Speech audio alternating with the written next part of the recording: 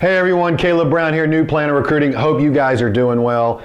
Hey, I hope you've had a great week so far. This week's video, I want to talk about a question that we get a lot on, hey, Caleb, I'm a new planner, or I'm thinking about changing and transitioning into the financial planning profession, and I'm not sure what licensures and what licensing and designations I need to get. And we've done some videos and some podcasts on this, and I also wrote a book to help people get clear on this called Finding Your Path. But let me just give you a real quick sort of synopsis on the way that I would approach it. If you're still trying to figure out what channel you want to go into, like the RIA or the brokerage or wirehouse, go get the SIE, Securities Industry Essentials. Okay, it's going to be the easiest and the cheapest. My students at University of Georgia pass it all the time when they're in a semester with me, and it doesn't take much to pass that. Very easy, very entry level. That shows people you're serious, and that's the precursor to taking the Series 7, which is what you're going to need if you go the broker-dealer route. Then the next exam I would tell you to approach would be the Series 65. Okay, this is going to be more difficult. It's more expensive. It's going to take more time to study for it, but that will get you really all you need to go into the fee-only RIA, Registered Investment Advisor, because that will qualify you to be an IAR, Investment Advisor Representative.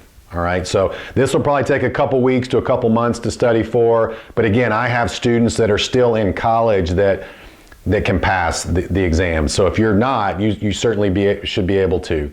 And then the third one is, if you have gotten that SIE and you're not going the fee-only route, you're going to go the broker-dealer route, whether RIA or wirehouse or insurance company, then go get that Series 7, okay? And that's going to be even more difficult than the Series 65, okay? So not quite as difficult as the CFP, but so SIE, Series 65, Series 7 is where we are so far. And then that allows you to give advice, make trades, and receive commissions if you have the SIE, Series 65, Series 7, depending on what channel that you're under. And that's what your bosses are going to want you to get as well.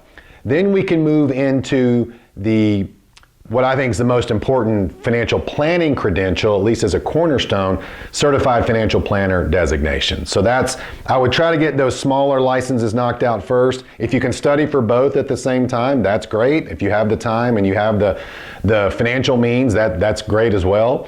And then once you get that CFP passed, then you can start working on specialty designation. So if your investments, it could be like a Chartered Financial Analyst, Chartered Life Underwriter, CLU, if you're more on the insurance side.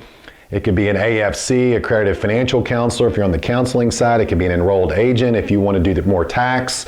CPWA, Certified Private Wealth Advisor, if you're working with ultra high net worth clients. There are literally dozens, hundreds of other designations, specialty designations you can get above that CFP. I hope that was helpful. I know it's a mess. We don't have one standard pathway, but you know what? It can be confusing, but it's also good to have a lot of options.